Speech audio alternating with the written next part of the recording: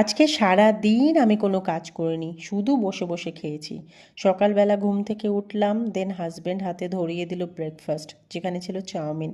স্নান টান করে এসে সেম হাজব্যান্ডই খাবার বেড়ে দিল, যেখানে ছিল সবজি, ডাল আর একটা ডিম সিদ্ধ। তাও আমি ভালোভাবে খেলাম। খেয়ে দিয়ে আমি গিয়ে শুতে চলে গিয়েছিলাম, মানে ঘুমিয়ে পড়েছিলাম। দেন সন্ধে হলো, বর বলল ওঠো কিছু খাও।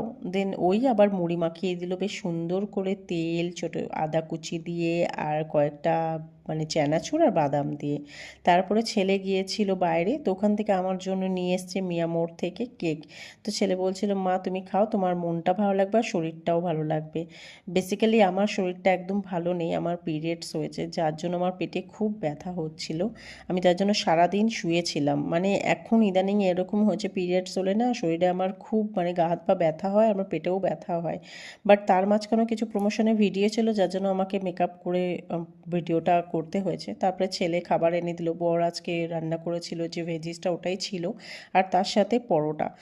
আর সত্যি বলতে, বর ভালো পেলে না যেমন মানে জীবন সুন্দর হয়ে যায়, তেমনি পথ চলাটাও খুব সহজ হয়ে যায়। আমার হাজব্যান্ড এতটাই ভালো, আমাকে এতটাই মানে সুন্দর করে রেখেছে বিয়ের পর থেকে। হ্যাঁ, আমাদের মধ্যেও অনেক ঝগড়া হয়, আমরা সারাদিন ঝগড়া করি, বাট তারপরও আমাদের মধ্যে এত মিলটা ছুট, মানে বলার মতো না। ও আজকে সব কাজ করেছে ঘরের, আমাকে কিচ্ছু করতে দেয়নি, আমি শুধু বসে বসে খেয়েছি।